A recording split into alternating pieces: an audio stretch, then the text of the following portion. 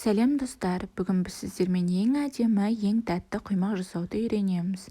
Бұл құймақты сіздер бір жасағаннан өте дәмді болып шығады. Ыдысымызға 2 жұмыртқаны салып, оны жақсылап араластырамыз.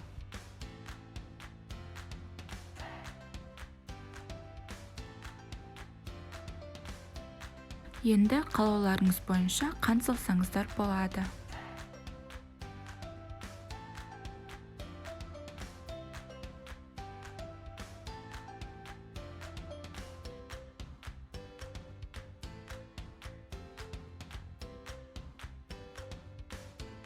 Одан кейін шым-шым тұзды салып, жақсылап араластырамыз.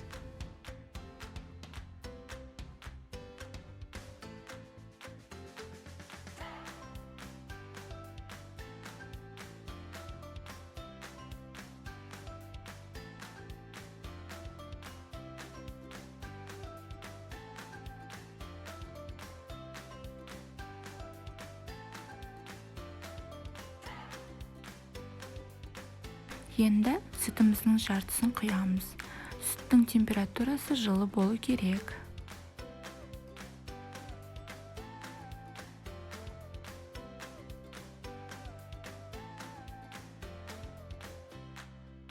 Сүтімізді жақсылап араластырып болғаннан кейін, ұнды 3-ке бөліп саламыз.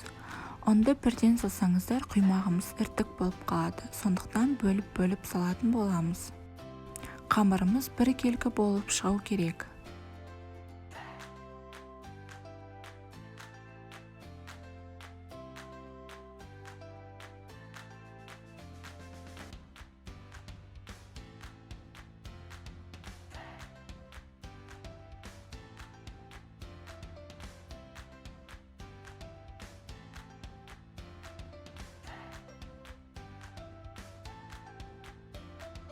Қамырымыз біркелкі болғаннан кейін, қалған сүтімізді құйып, жақсылап тұрып араластырамыз.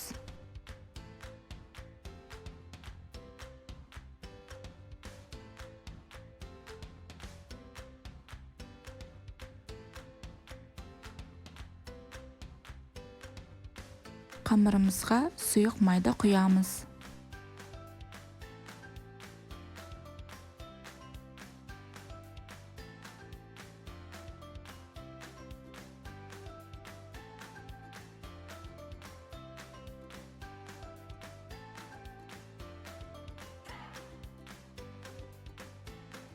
Дайын болғаннан кейін бетін 10-15 минутқа жауып қоямыз. Жасаған қамырымыз сұйық болу керек. Қатты қою болмау керек.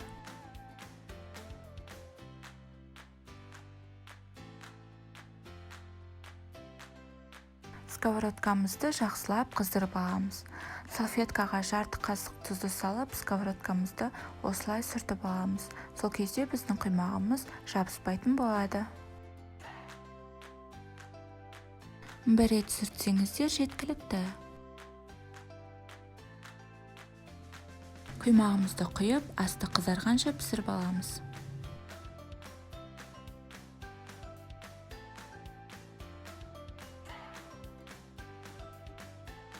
Құймағымыз өте нәзік, дәмді болып шығады.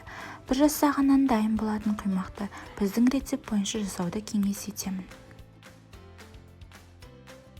Қалауларыңызша варенье, ірімшік салсаңыздар өте дәмді болады.